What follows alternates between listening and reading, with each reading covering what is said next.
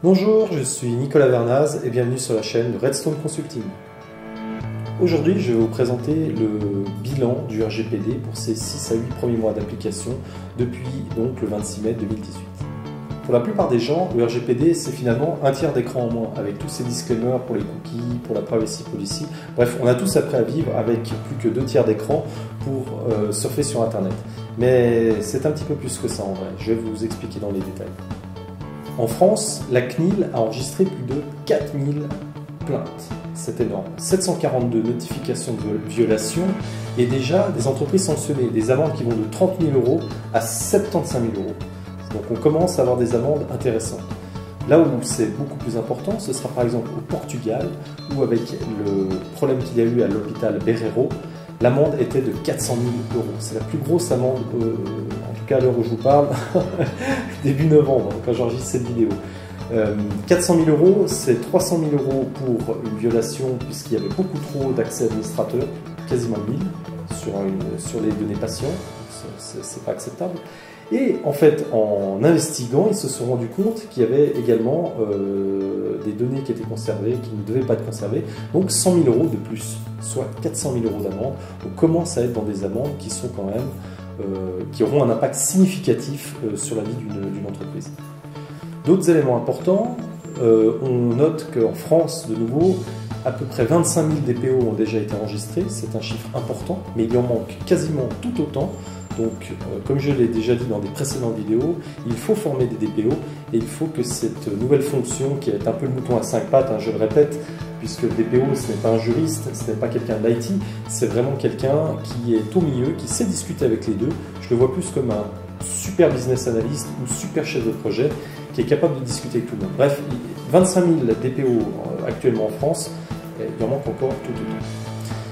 D'autres points, 33 millions de Français atteints par les violations dont j'ai parlé, les plus de 740 violations.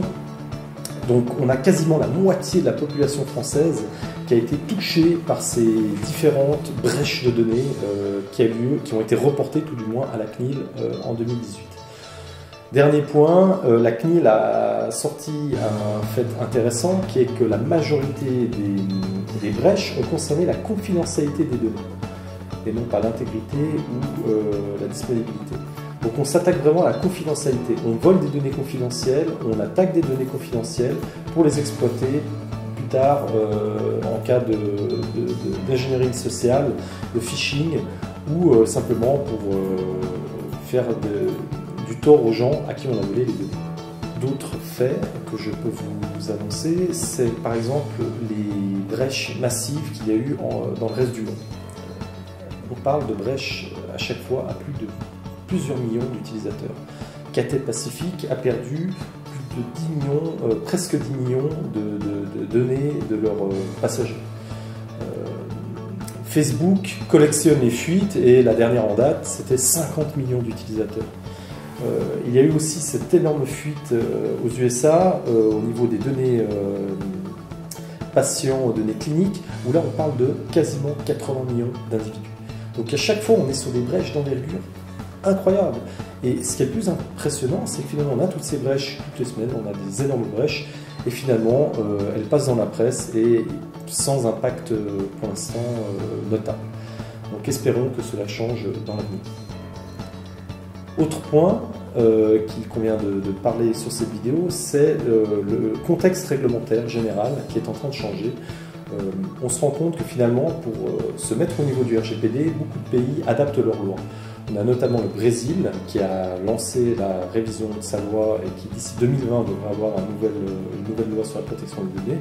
Et noté par exemple la Californie qui a voté une loi sur la protection des données. Donc, c'est pas tous les États-Unis, mais au moins la Californie a fait le premier. Pour résumer cette vidéo et ce bilan depuis 8 mois, on se rend compte que même si aux yeux du public la prise de conscience est encore très faible et c'est principalement ce bandeau qui nous empêche de surfer sur Internet, d'un point de vue des régulateurs, des autorités, les plaintes sont massives et on commence à voir les premières sanctions. Et de plus, le contexte réglementaire des différents pays dans le monde est en train de changer. Donc on a quand même au niveau du top un changement qui est en train d'opérer et ma foi, on va attendre au niveau du down que le changement arrive. Donc on est bien dans une approche top-down avec en haut les règlements et les sanctions et en bas le public qui attend en fait d'être mieux formé. Voilà, j'espère que cette vidéo vous a plu, que les informations vous seront utiles. Dans tous les cas, n'hésitez pas à laisser un pouce en l'air si vous avez apprécié ou à vous subscribe à la chaîne Redstone pour avoir les différents contenus qui vont arriver tout au long de l'année. Je vous remercie encore pour votre fidélité et vous dis à tout bientôt pour une prochaine vidéo.